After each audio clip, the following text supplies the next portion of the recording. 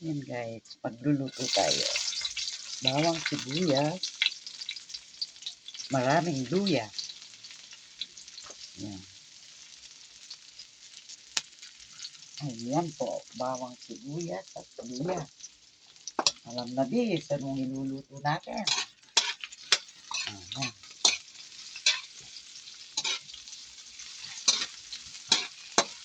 At nalagay ako ng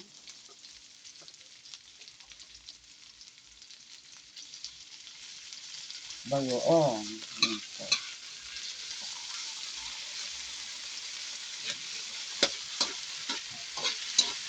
Ang luluto ko guys ay ano po, suso. Ayan.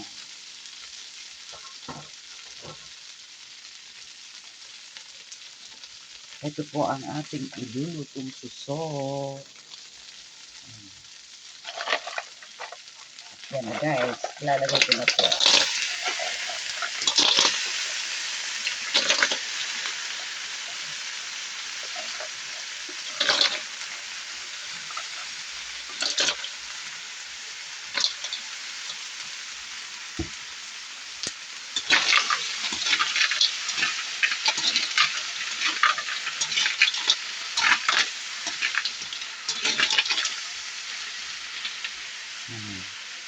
Tatakpan muna natin guys.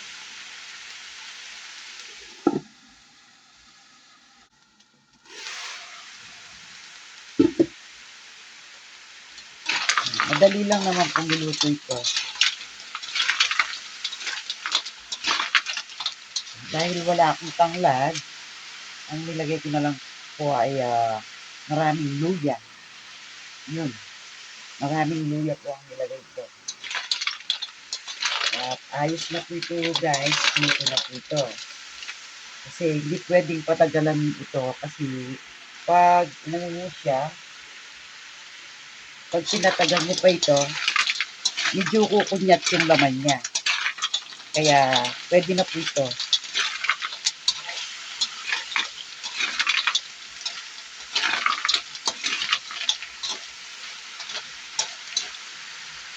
At wala pong sabaw ito guys. Hindi ko linagyan ng sabaw. Ang akin na ilalagay mamaya dito yung sausawan ko ay suka lang. Suka lang po ang pagsausawan ko dito. Ayos na po yun.